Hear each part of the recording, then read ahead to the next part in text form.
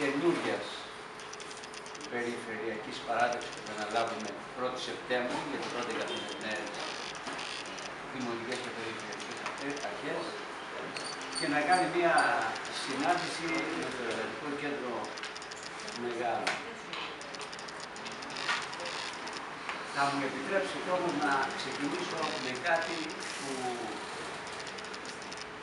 πρέπει να το βάλουμε στις σωστές του διαστάσεις. Δεν θα το καταλάβω.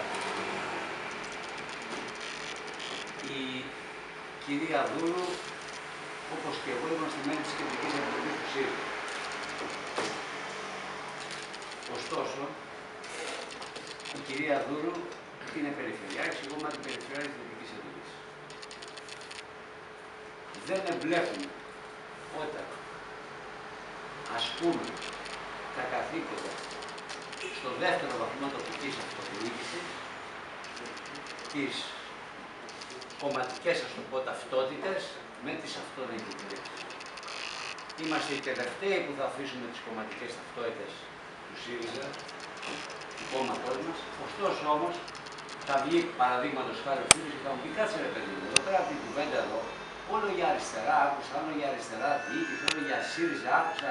Από ό,τι ξέρω, η τοπική αυτοδιοίκηση δεν ταυτίζεται σώνει και καλά με αυτόν τον κόσμο που ψηφίζει αριστερά η ΣΥΡΙΖΑ, αλλά είναι κάτι πάρα πολύ ευρύτερο. Αγκαλιάζει όλους τους πολίτες, ανεξάρτητα από κομματικές, πολιτικές, θρησκευτικές ή οτιδήποτε άλλο απόψεις και οτιδήποτε έχουν. Με την έννοια αυτή, αυτό που θέλω να πω πρώτο, γιατί θα είναι κυρίαρχο στην πολιτική μας, είναι ότι εμείς θα εφαρμόσουμε μια πολιτική στην περιφέρεια Αττικής και στην αντιπεριφέρεια Δυτικής Αττικής με βάση το πρόγραμμα το οποίο είχαμε. Αυτή η πολιτική όμως θα απευθυνθεί στο σύνολο των πολιτών, ανεξάρτητα τι Θεό πιστεύει καθένας, και θα καλέσει όλους πάλι τους πολίτες, πάλι ανεξάρτητα από το τι Θεό πιστεύει, για να μπορέσουμε να την εφαρμόσουμε. Διότι αν δεν το δούμε έτσι, τότε θα κλειστούμε στο καβούκι μας και θα πούμε ότι ξέρεις τι γίνεται, κάνουμε μια πολιτική για τον εαυτό μας. Ή κοιτάμε τον εαυτό μας στον καθρέφτη και λέμε: κοίταξε να δεις τι ωραίοι που είμαστε. Δεν είναι έτσι η τοπική αυτοδιοίκηση, είναι έτσι όπως το τέλος την περιέγραψε ο Αλέκος, ότι πάμε και φωνόμαστε παντού όλοι μαζί για τα προβλήματα, τα υπερασπιζόμαστε, με συγχωρείτε, ενώνουμε τον κόσμο, παλεύουμε για την λύση.